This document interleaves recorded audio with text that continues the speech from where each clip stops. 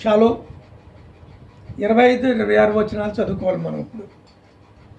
మత్తయి రాసిన సువార్త 5వ అధ్యాయము 25-26 వచనాలు చదువుకుంటాం.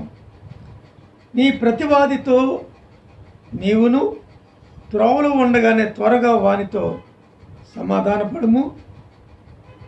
లేని ఎడల ఒకవేళ నీ ప్రతివాది నిన్ను న్యాయవాదికి అప్పగించును, న్యాయవాది నిన్ను బంట్రోతుకు అప్పగించును, అంతటా నీవు చెరసాలలో వేయబడదువు.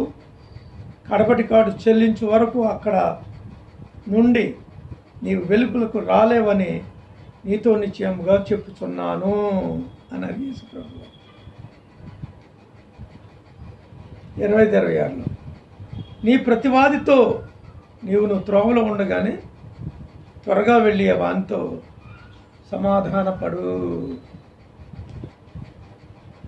నీ ప్రయాణంలోనే నువ్వు వెళుతూ ఉండగానే వెంటనే వెనక్కి తిరగాలి. నీ ప్రయాణం వెనక్కు వచ్చి నీ ప్రతివాదితో నువ్వు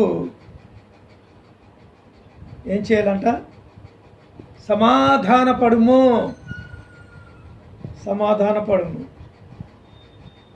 అయ్యా తప్పైపోయింది, క్షమించు అనాలి. తప్పు చేసింది వీడా వాడా? వాడే అయినప్పుడు కూడా వీడెళ్ళి క్షమాపణ కోరుకోవాలి. అయ్యా తప్పైపోయింది, క్షమించు అని. ఒకవేళ నేరం ఆడిదే అవ్వచ్చు, లేక వీడిదే అవ్వచ్చు.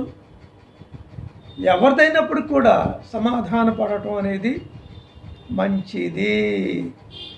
సమాధాన పడకపోతే ఏం చేస్తాడు ప్రతివాది? వాడు వెళ్ళి న్యాయాధిపతికి ఫిర్యాదు చేస్తాడు. న్యాయాధిపతి జడ్జికి చెప్తాడట. అంటే పూర్వకాలం ముందు అలాగే ఉండేవాడు. ఇప్పుడేమో పోలీసులు అరెస్ట్ చేసి కోర్టుకు పంపిస్తున్నారు. ఇప్పుడు పూర్వం అలా ఉండేది కాదు. న్యాయాధిపతికే వెళ్ళి చెప్పుకునేవాళ్ళు. అందుకనే కరణాలు, మున్సాబులు ఉండేవాళ్ళు, గ్రామ ప్రెసిడెంట్లు ఉండేవాళ్ళు. వాళ్ళకి చెప్పుకునేవాళ్ళు. వాళ్ళు ఏం చేస్తారు? న్యాయాధిపతి నిన్ను బంట్రోతుకి అప్పగించును. బంట్రోతుకి పోలీసుడికి అప్పచెప్తాడు. పోలీసు ఏం చేస్తాడు? చెరసాలలో వేసేస్తాడు. చెరసాలలో నుంచి బయటికి ఎప్పుడు వస్తాడు?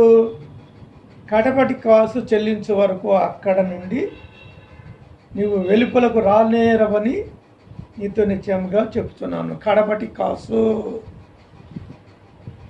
రూపాయితో సహా, అంటే జరిమానా వేస్తారు ఆయన. జరిమానా వేసిన, నువ్వు చేసిన పొరపాటుకి జరిమానా వేస్తే నీ జరిమానాకి వేసిన జరిమానాని ఫైన్ నువ్వు రూపాయితో సహా కట్టాల్సిందే. రూపాయితో సహా కట్టే వరకు కూడా నువ్వు చెరసాలలో నుండి బయటకు రాలేవు అని యేసు ప్రభువారు చెప్తా ఉన్నారు. అందుకే ఇప్పుడున్న చట్టాలు బలమైనయా, లేకపోతే పూర్వకాలం అందున్న చట్టాలు బలమైనవా? పూర్వకాలం మందు ఉన్న చట్టాలు చాలా బలమైనవి. ఇప్పుడున్న చట్టాలు చాలా తేలికపాటివి. రెండోదిగా నేరారోపణ నుంచి ఎస్కేప్ అవ్వచ్చు, తప్పించుకోవచ్చు. తప్పుడు సాక్ష్యాలు పెట్టుకొని న్యాయాధిపతులకి లంచాలు ఇచ్చి పోలీస్ డిపార్ట్మెంట్కి కానీ, జడ్జెస్కి కానీ, లాయర్స్కి కానీ, పబ్లిక్ ప్రాసిక్యూటర్కి కానీ మనం లంచం ఇచ్చి కేసు నుండి తప్పుకోవడానికి, తప్పించబడటానికి అవకాశాలు మెండుగా ఇవాళ ఉన్నాయి. పైగా నేరం చేసిన వాడు ఒకడు అక్కడ కోర్టులో హాజరు పరిచేది వేరొక వ్యక్తిని. అది మన హైదరాబాద్లో ఇదే జరిగింది కదా, ఎక్స్ ఎమ్మెల్యే గారి కొడుకు తాగి కారు నడపడం వలన 5-6 చచ్చిపోయారు. వాళ్ళ మీద నుంచి కారు వెళ్ళిపోయింది. వాడు దుబాయ్ పారిపోయి వెళ్ళిపోయాడు. అయితే తిరిగి మరలా దుబాయ్ నుంచి వాడిని వెనక్కి రప్పించడం జరిగింది. వాడిని అరెస్ట్ చేయడం, వాడికి బదులుగా ఇంకొకరిని కోర్టులో హాజరుపడితే ఈడు కదండి, వాడు అసలైనవాడు, వాడు ఇచ్చేసింది అని చెప్పేసి అసలైన వాడిని అరెస్ట్ చేయటం అనేది జరిగింది. ఒక్కో చోట సిన్సియర్గా కేసు నమోదవుతుంది, మరికొన్ని చోట్ల తప్పించుకొని తిరుగుతున్నారు. 90% తప్పించి తిరుగుతూ ఉంటారు, 10% న్యాయం జరుగుతూ ఉంటుంది. అయితే ఇండియన్ లా చెప్పేది ఏంటంటే, అనవసరంగా ఎవరికి 100 మంది 99 మంది తప్పించుకుపోవచ్చు, కానీ ఒక నిర్దోషికి శిక్షించబడటం, ఒక నిర్దోషి శిక్షించబడకూడదు అనేది ఇండియన్ ప్యానల్ కోడ్ యొక్క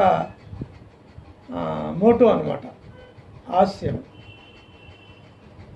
దాన్ని బట్టి చాలామంది తప్పించుకొని పారిపోతున్నారు. అయితే దేవుడి నుంచి తప్పించుకుపోయేది ఎవడు లేడు గనుక దేవుడు పనిష్మెంట్ ఇస్తాడు. ఇక్కడే కొంతమందికి ఇస్తాడు, మరి కొంతమందికి మరణానంతరం ధవళ సింహాసనం ఎదుట తీర్పుకి వెళ్ళినప్పుడు అక్కడ నరకంలో దేవుడు వారిని వేసేస్తాడు అని తెలియజేస్తున్నాడు. అందుకనే దేవుని యందు నమ్మిక ఉంచాలి. రెండోది, దేవునికి మనం భయపడుతూ ఉండాలి. ఆ విధంగా ఉండడానికి ప్రభు మనకు సహాయం చేయనుగాక. ఆమేన్. ఏంటమ్మా చదువుతున్నావు ఏంటి నువ్వు బైబిల్?